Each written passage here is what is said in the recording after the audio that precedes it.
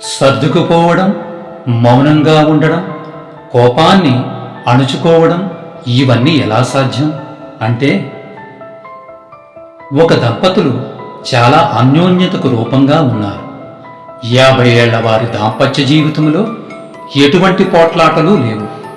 ఇది వినగానే ఆశ్చర్యం వేసినా నమ్మకం కలగలేదు.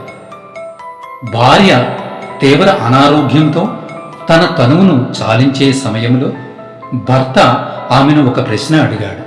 అది ఏమిటంటే, కోకిల, ఇన్నేళ్ల మన జీవితంలో ఎప్పుడూ కోపం రాలేదా అని అడిగాడు. ఆమె, ఎవండి, ఆ అటకపైన ఒక పెట్టె ఉంది, తీసుకోండి అంది. మన పెళ్ళైన కొత్తలో మీ నుండి ఒక మాట తీసుకున్నాను. ఎటువంటి పరిస్థితులలోనూ ఈ పెట్టె మీరు తెరవకూడదు అని. మీరు నా మాటను ఇప్పటి వరకు పాటిస్తూనే వచ్చారు. ఆ విషయంలో మిమ్మల్ని నేను మెచ్చుకోకుండా ఉండలేను సుమా. ఇప్పుడు ఆ పెట్టెను తెరవండి అని అడిగింది కోకిల. భర్త ఆ పెట్టెను తెరిచాడు. అందులో 2 నూలు బొమ్మలు ఉన్నాయి. మా అమ్మ ఈ పెట్టెను మన పెళ్ళప్పుడు ఇచ్చారు.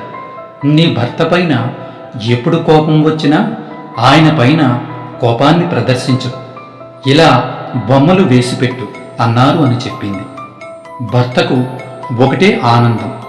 కోకిల, ఇన్నేళ్ల మన కాపురంలో నీకు నా పైన 2 సార్లైనా కోపం వచ్చిందా అని అడిగితే, ఆమె అందులో ఉన్న ఒక మూటను విప్పి అక్షరాల 2 లక్షల రూపాయలు అతడి చేతిలో పెట్టి, నేను వేసిన బొమ్మలన్నీ అమ్మేస్తే వచ్చిన డబ్బులవి, ఇదిగో నీ జీవితాన్ని ఇక కొనసాగించుకో అన్నది.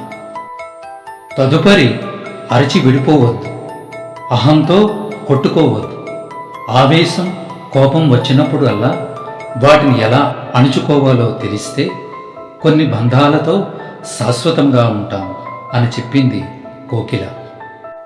ప్రతివారు ఈ విషయములను ఆచరిస్తే ఈ ప్రపంచమే ఒక స్వర్గసీమగా వర్ధిల్లుతుంది. మీ శ్రేయోభిలాషి మధు.